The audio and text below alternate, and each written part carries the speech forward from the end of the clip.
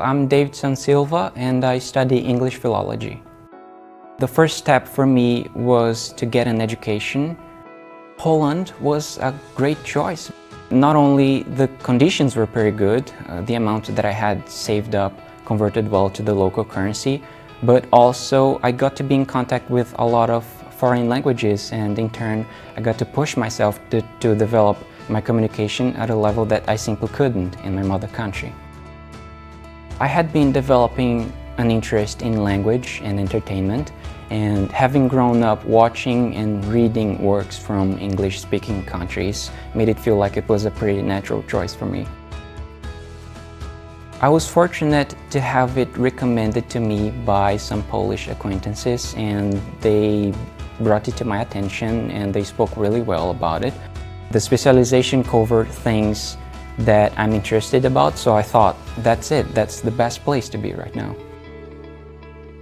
Prior to becoming a student, I had been working in some projects by myself, of course without much direction, but when I became a student, it resulted in something interesting. In my freshman year, I had this class that was exploring a lot of skills that I had been developing already, and it turns out that the teacher noticed, and after a couple of meetings, I just got a pass. I was formally dismissed, and that had never happened to me before. Having something that I worked by myself recognized and rewarded, it felt great, and I'll never forget that.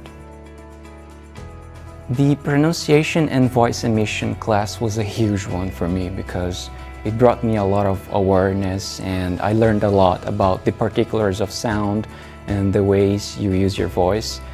And the exercises that we did a lot of exercises, and it has contributed a lot to the way that I talk and the way that I think about how I use my voice.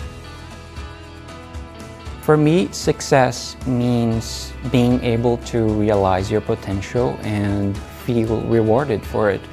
And for that, I think you need to immerse yourself in an environment that encourages you to grow and that is supportive of your ambitions.